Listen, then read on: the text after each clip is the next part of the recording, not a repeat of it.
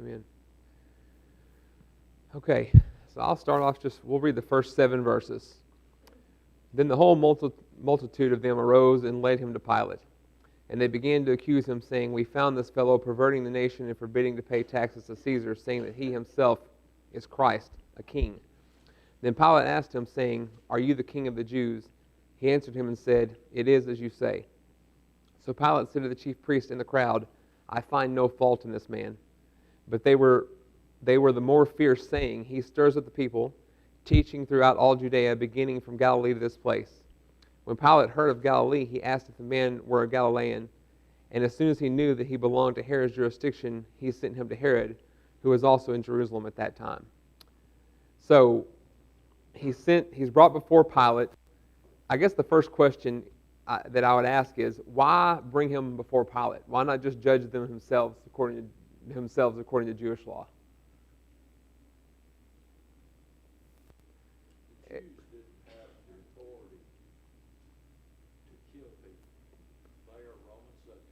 Yep. And even though the law of Moses, and if you go through the law of Moses, there's something in the neighborhood of 11 or so different offenses that are capital offenses under the law of Moses. They didn't have the authority to execute people. Right. They needed somebody under Roman authority to pull the trigger. Mark is saying is that they sent him to Pilate because they did not have laws that allowed them to execute people. And if you turn to John 18, in John's account, John 18 verse 31 says, "Pilate law, therefore the Jews said to him, 'It is not lawful for us to put anyone to death.'" So they needed Pilate to bring about the cause that they're trying to get done. They couldn't do it themselves, so they brought him to Pilate to do that. So just one of the many shady things in this whole situation here.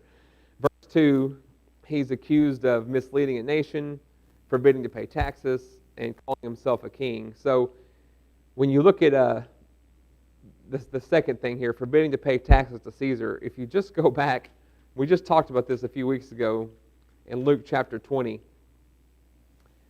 Starting in verse 22, he's asked directly, "Is it lawful for us to pay taxes to Caesar or not?" But he perceived their craftiness and said to them, "Why do you test me? Show me a denarius. Whose image and inscription does it have?" And they answered and said, "Caesar's." And he said to them, "Render therefore to Caesar the things that are Caesar's, and to God the things that are God's." So this is just an outright lie that they're telling Pilate, that he's told them not to pay taxes to Caesar.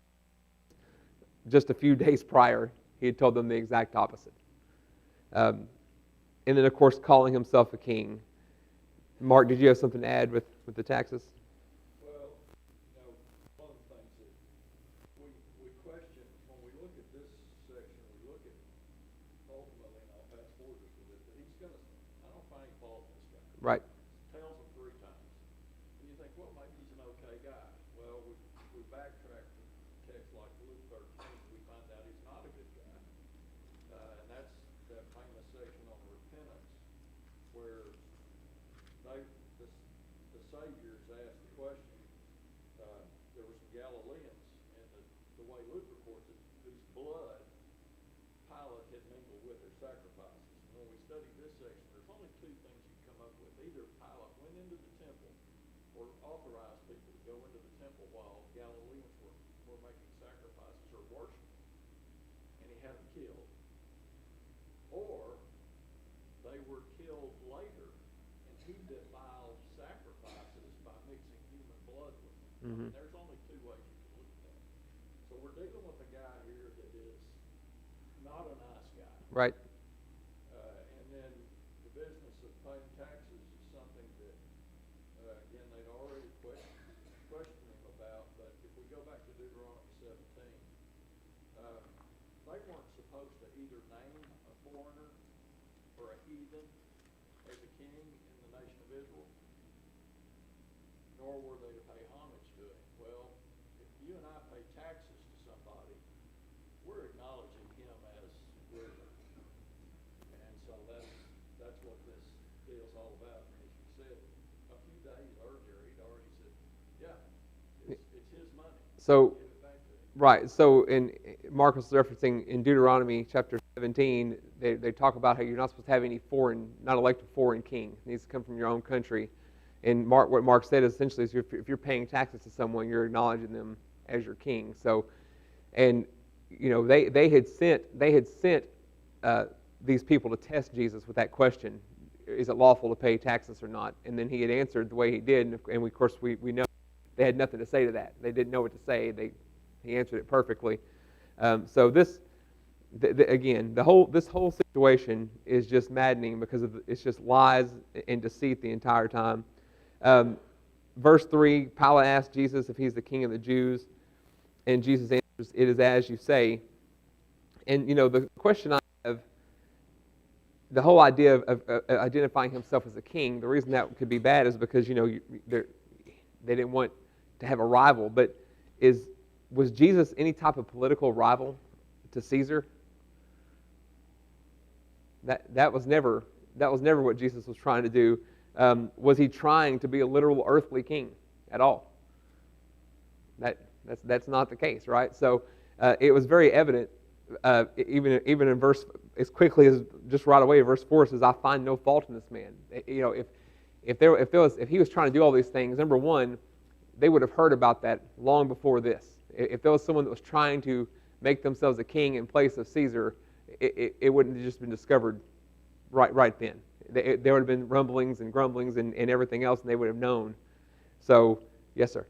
And it'll come right out. John, and this is one of those instances where it really helps us to blend all four of the accounts. In John 18:36, he's going to say, "My kingdom is not of this world." Right. And that probably causes Pilate to really scratch his head. Yeah. And that gets back to this perverting the nation business that he's accused of. Right. That's a doctrinal issue. Yeah. My doctrine is different from the law of Moses. Right. He's disrupting it. He was still under the law of Moses till he died. Right. But he's teaching and preaching things that they took issue, and that's the perverting the nation part. Yeah. And Mark referenced in John's account, Jesus even says, "My kingdom is not of this world," which, of course, that's the whole point. So, verse 4, we mentioned, Pilate says he finds no guilt in this. He finds no guilt in him, and honestly, that really should have ended the matter. I mean, he was the guy they took him to. That should have been it. But verse 5, they were all the more fierce, saying, "He stirs up the people, teaching them throughout all Judea, beginning from Galilee to this place." That answer was not acceptable for the Jews at this moment. They kept insisting. They mentioned his teaching all over Judea, starting from Galilee. One thing that I thought was interesting here, is there any truth that Jesus stirred up the people? There is, but not in a bad way, right? I immediately think of the Hebrews chapter 10. When you think of the word stir, and I think of this, but Hebrews 10, verse 24 says, "Let us consider one another in order to stir up love and good works, and not forsaking the assembling ourselves together." We all know those things, but stirring each other up religiously is a good thing. It's a good thing to wake you up. Like, what are you doing? Let's get going. So I do think that he was stirring people up, but not in the way they were trying to say. Yes, sir. We ought to ask ourselves the question if our preaching's doing that. Yeah. Mark says It's an eliciting of a response. Right. Mark says we should ask if what we're preaching and teaching is doing that for people, because it elicits a response. And that's my exact point, is that he absolutely was stirring people up, but in a positive manner. So let's see here. Verse 6, Pilate, of course, he wants to know if Jesus is from Galilee. And verse 7, here's why: because that's Herod's jurisdiction. So this, in my mind, this is Pilate's first attempt to wash his hands of Jesus. Like, send him to Herod. This is not my problem. Send him to Herod. And this is Herod. Is it Antipas? I think that's how you say it. He's the son of Herod the Great. This is the same one who's responsible for the beheading of John the Baptist. So just another stellar guy that we're sending him to. But the point is, Pilate, right away, I found no fault, and then send him somewhere else. I don't want anything to do with him. He did not want any part of this from the beginning. Any questions or comments about any of those verses, 1 through 7? I think it's always good to point out that the Herods were Edomites, so they're descendants of Esau, and that's something that, mainstream Jews would never do. Yeah. They're not going to have any dealings with him. And he's been appointed king over, I think it's over 2 or 3 of the Roman provinces there. And so now we've got a Jew that's being sent to a descendant of Esau. Yeah. Mark. And they would have found that if they were in Jesus' shoes, they would have found that totally. Right. Mark is saying this is just another one of those travesties. If the Jewish people, they're sending him to Herod, and Herod's lineage is that from Esau. And so they were historically at odds. And again, even bringing him to Pilate goes against what they would normally do. They have their own laws. So the whole thing is just crooked from the beginning, as we all know. So let's look at verses 8 through 12. Now when Herod saw Jesus, he was exceedingly glad, for he had desired for a long time to see him, because he had heard many things about him, and he hoped to see some miracles done by him. Then he questioned him with many words, but he answered nothing. And the chief priests and scribes stood and vehemently accused him.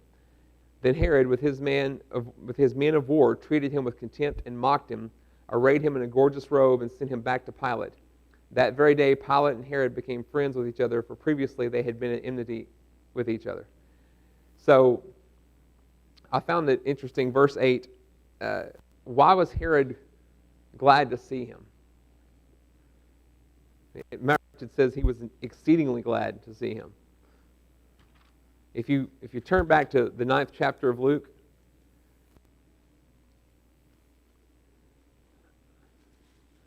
verse 7 says, Now Herod the Tetrarch heard of all that was done by him, being Jesus, and he was perplexed, because it was said by some that John had risen from the dead, and by some that Elijah had appeared, and by others that one of the old prophets had risen again.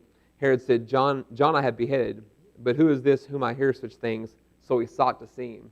So he's been wanting to see him for a while. He was excited to have him right here in front of him. He didn't have to seek him anymore. Here he is. So he was excited to see that. And it said, he hoped to see miracles performed, which, again, it's just an interesting thing. Verse 9 says he questioned Jesus, but Jesus answered nothing. Isaiah, the 53rd chapter, which there's a lot of Isaiah references in this section.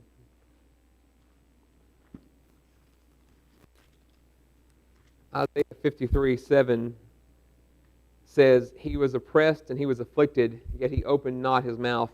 He was led as a lamb to the slaughter, and a sheep before its shearers is silent, so he opened not his mouth. So this is just another one of those things where Scripture is being fulfilled by Jesus' actions. So he answered him nothing, which, I'm sure just made them all, they're just really happy about that. And the chief priest and scribes stood and vehemently accused him. That word means forceful, passionate, intense. And I think it's worth mentioning. Have you ever noticed how passionate a liar can be? I mean, they double down, don't they? I mean, when someone's telling a lie, and if you question it at all, boy, it gets loud, it gets intense, it gets passionate, all because they're just trying to. I guess they think loud is going to cement their point. It happens a lot. We see it all the time to this day. But I just think that's interesting how they kept getting mad with every answer they got. They're just like, no, this doesn't work.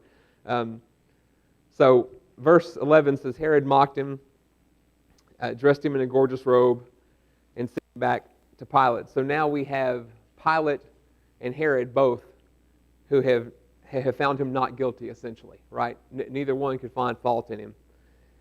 Verse 12 says, From that very day Pilate and Herod became friends with each other, for they were previously enemies.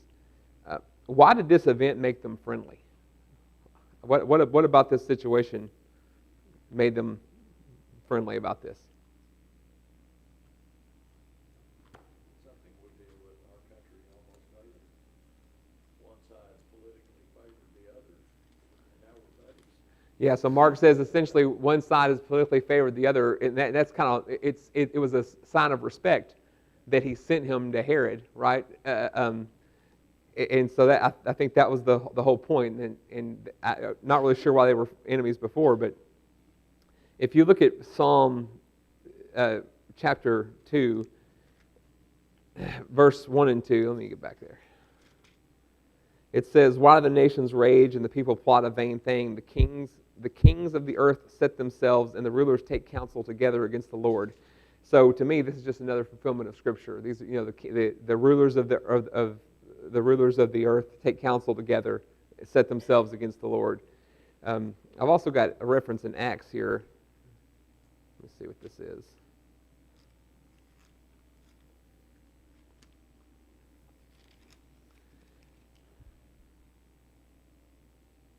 Yeah, so this really is back to Psalms. So Acts 4, starting in verse 25, says, "Who by the mouth of your servant David has said, why did the nations rage and the people plot vain things?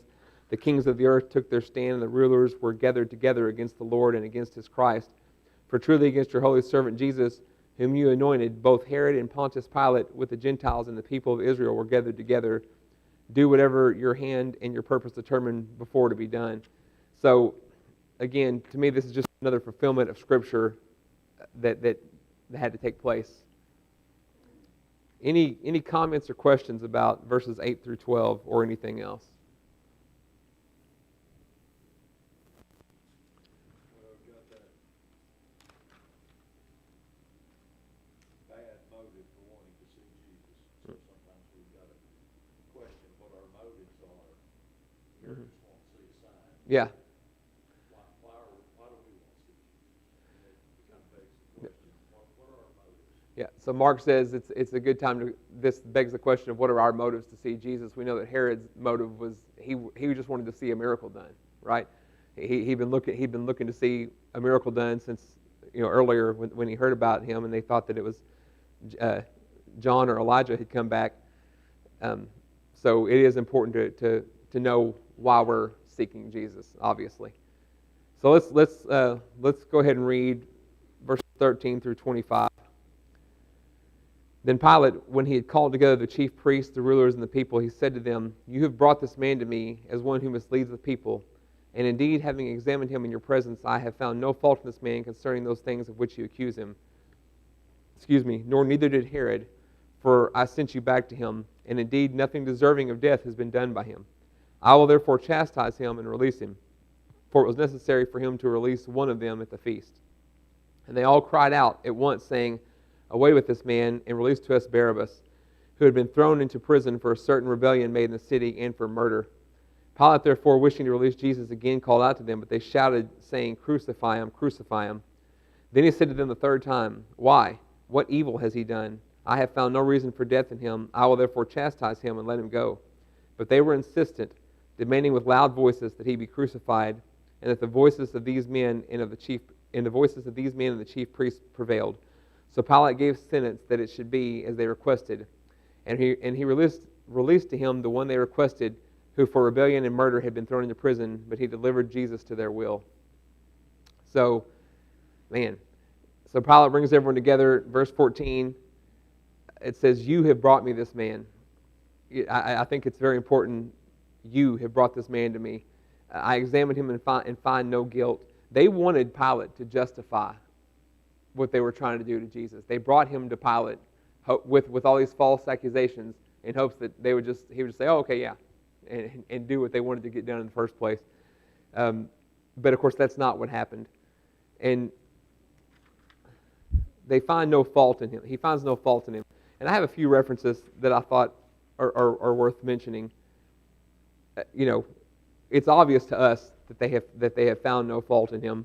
But if you look back at Isaiah, again, the 53rd chapter,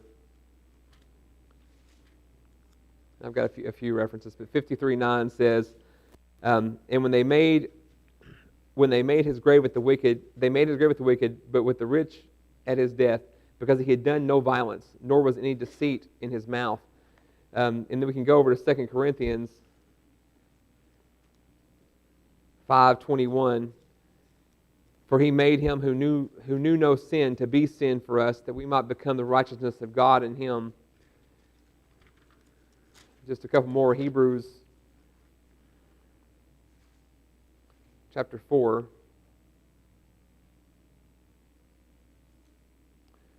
Verse 15. We do not have a high priest who cannot sympathize with our weaknesses, but was in all points tempted as we are, yet without sin.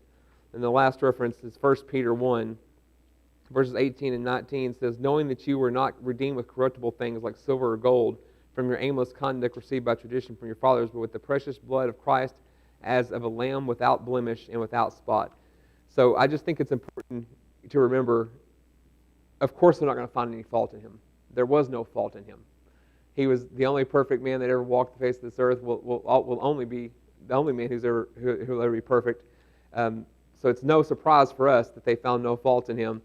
The whole thing is just so, again, I know hindsight, we have the benefit of hindsight, but it's maddening when you read things like this about how many things had to go wrong and how many lies had to be told in order for this thing to be accomplished. But we always have to remember that this was always God's plan. This was always the plan. So the hardness of people's hearts and the desires of what they want to get done, evil can win sometimes. Verse 15, after he says, I found no fault, verse 15 says, neither did Herod. He has done nothing deserving of death. And again, I think it's worth mentioning, Herod would have known if Jesus was inciting riots, trying to usurp power from anybody. This would not have been a secret. They wouldn't have just found this out. Verse 16, I think, is interesting. I will therefore chastise him and release him. If Jesus is innocent, why would Pilate do anything to him? Why would he punish him at all? I think this is just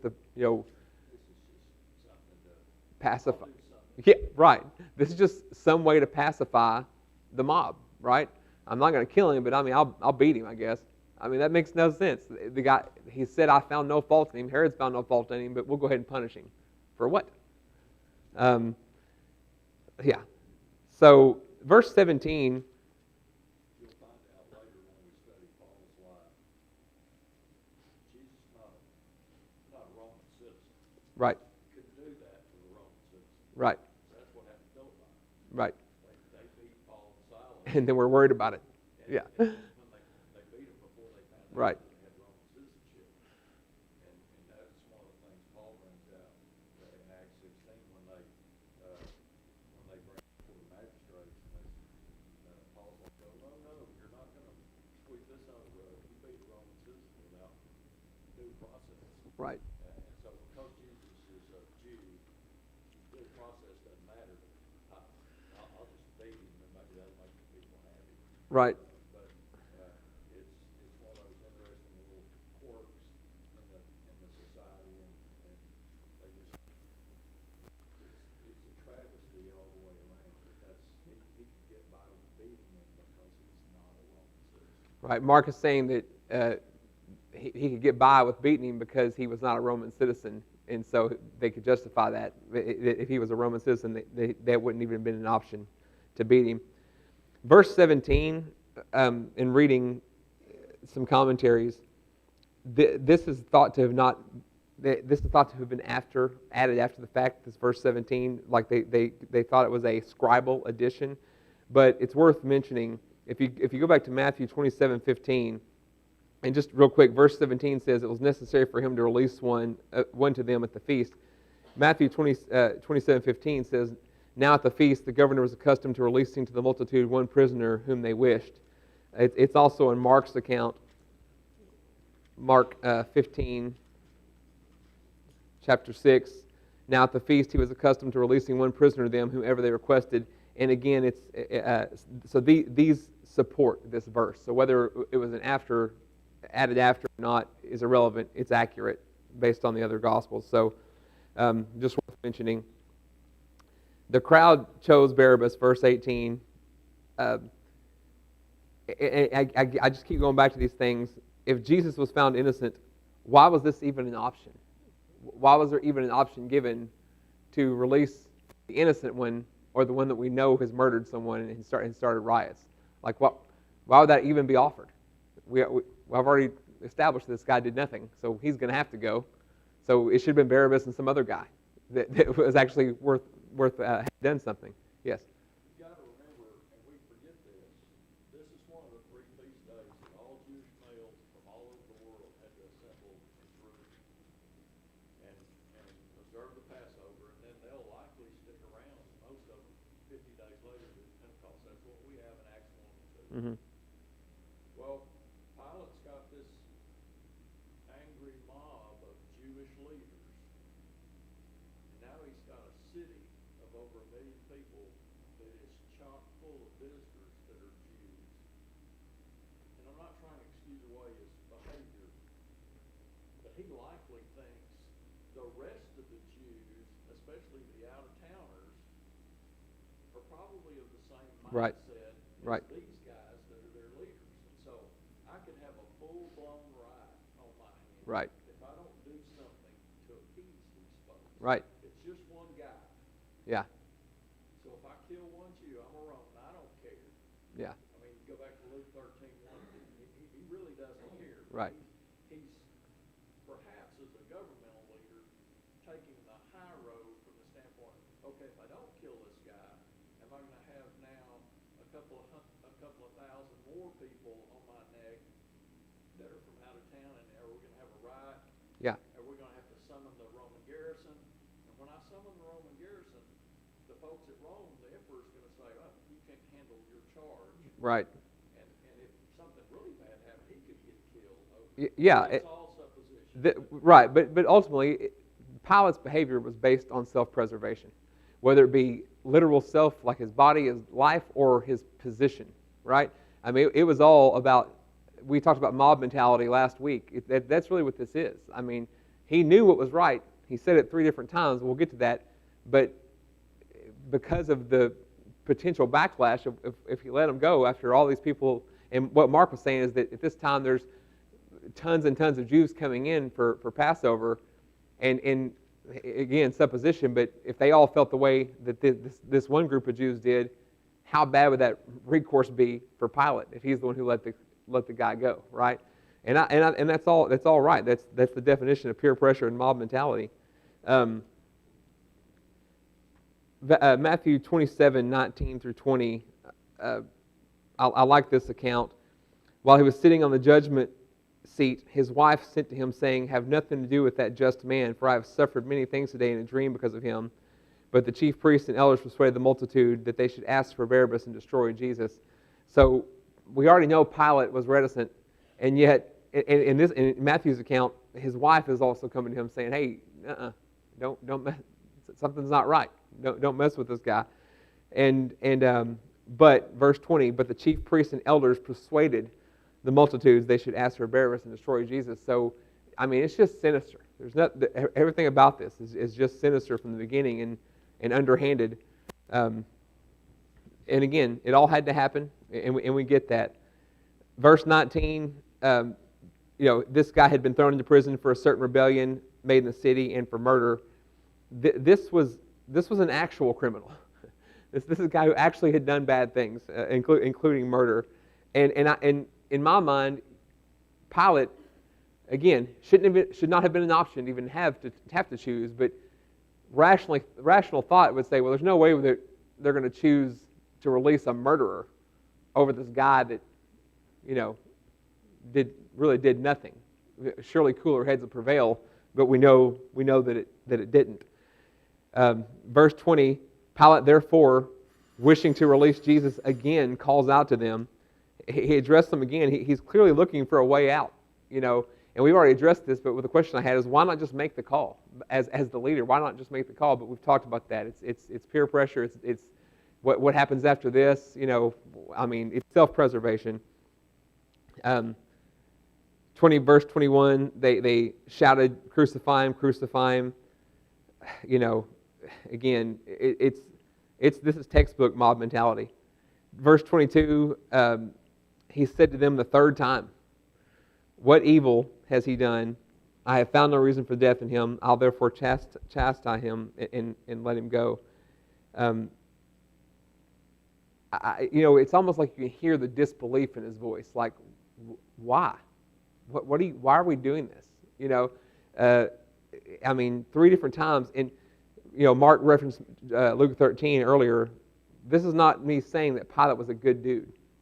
We don't want to paint the wrong picture that Pilate is blameless in this by any stretch of the imagination, but he could see that there was nothing wrong here, that we're doing something that's incorrect. 3 different times he's called it out, but just didn't have the intestinal fortitude to go forward with doing the right thing.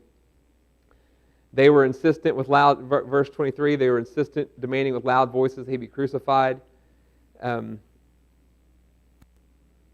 Pilate wanted to release him. If you look at, let me go back to Matthew 27 again, verses 23 and 24.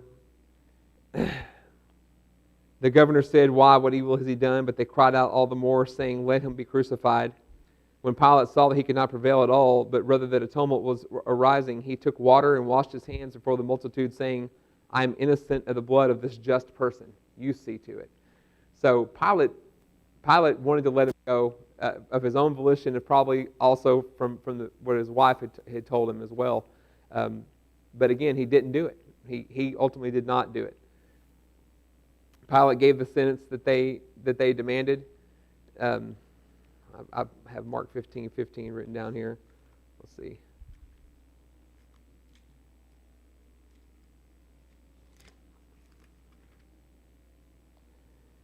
Pilate, wanting to gratify the crowd, released Barabbas to them when he delivered Jesus after he had scourged him to be crucified. I think that's just calls it like it is, wanting to gratify the crowd. That's ultimately why he gave in. He wanted to gratify the crowd. And we talk about all the time the dangers of wanting to fit in and be popular and not be the one who causes waves and disrupts anything, and this is just that in action. And then of course Barabbas was released and Jesus was sent for crucifixion. I wrote this down. There's just a couple quick references in John. They clearly hated Jesus, and we're told several times in the text. There's just a few in John that came to mind. John 7:7 says, "The world cannot hate you, but it hates me because I testify of it that its works are evil." John 15:18 says, "If the world hates you, know that it hated me before it hated you." In 15:25, "But this happened that the word might be fulfilled, which is written in their law, they hated me without cause." So we know, again, all this had to take place. This was all part of God's plan. We get it, but all these things Jesus had told them. The world hates me, and we're told later that they'll hate you as well. But the point is, they were going to do what they wanted to get done. They were going to find a way to get it done through lies, deceit, and every other thing that they could think of, because they had just, they made up their mind. This was what we need to do. This is causing disturbance. This is our way of life is in danger. Maybe our titles and our seats at the synagogue, those type of things. So any questions or comments about this last section? Yes, sir. There's a pretty good chance that Barabbas is on death row. Right. The murder is one thing, but he's guilty of insurrection. He's actually he actually is inciting a riot. Yes. Yeah.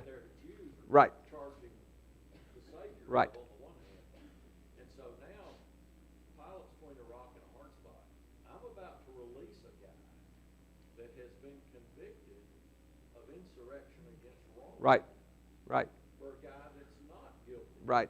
And so how's the boss going to react to this one? That's what I mean. Like, you had to think that he was like, well, there's no chance they're going to pick this guy. There's no chance. He's been convicted of 2 horrible things, but they totally did. Thank you, guys.